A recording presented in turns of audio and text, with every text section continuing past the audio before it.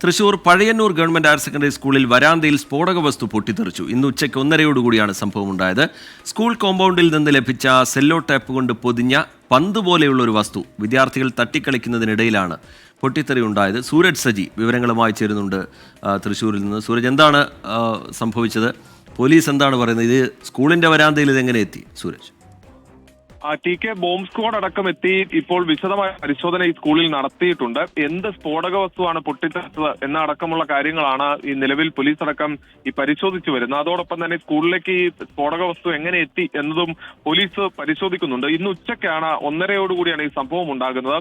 ഈ സ്കൂളിന്റെ കോമ്പൗണ്ടിൽ ഒരു ബോൾ രൂപത്തിൽ സെല്ലോ ടേപ്പ് കൊണ്ട് ചുറ്റിയ ഒരു ബോൾ രൂപത്തിലുള്ള വസ്തു അവിടെ കിടക്കുന്നു. കുട്ടികൾ ഇത് മനസ്സിലാക്കാതെ ഇത് തട്ടിക്കളിക്കുകയായിരുന്നു. അതിനിടയിലാണ് ഇത് പൊട്ടിത്തെറിക്കുന്നു എന്നുള്ളതാണ് പറയുന്നത്. അങ്ങനെ ഒരു +1 വിദ്യാർത്ഥിയുടെ കാലിന് ചെറിയ തോതിൽ പരിക്കേൽക്കുകയും ചെയ്തിട്ടുണ്ട്. പക്ഷേ ഈ പരിക്ക് ഗുരുതരമല്ല എന്നുള്ളതാണ് പറയുന്നത്. ഈ കുട്ടിയെ ആശുപത്രിയിൽ പ്രവേശിപ്പിച്ചെങ്കിലും പ്രാഥമിക ചികിത്സ നൽകിയ ശേഷം വിട്ടയച്ചു. ഈ മേഖലയിൽ, പ്രത്യേകിച്ച് പഴയന്നൂർ ഉൾപ്പെടെയുള്ള മേഖലയിൽ ഈ കാട്ടുപന്നി ശല്യം രൂക്ഷമാണ്.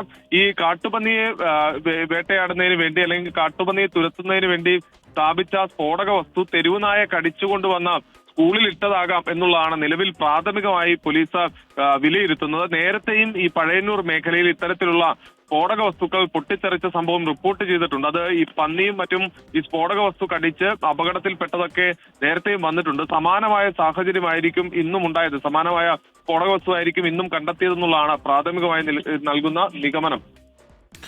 ശരി, സൂരജ് സജി തൃശ്ശൂരിൽ നിന്ന് വിവരങ്ങൾ നൽകുകയാണ്. എങ്ങനെയാണ് ആ സ്ഫോടക വസ്തു ആ സ്കൂളിന്റെ വരാന്തയിൽ വന്നത് എന്നത് സംബന്ധിച്ചൊക്കെയുള്ള അന്വേഷണം നടക്കട്ടെ.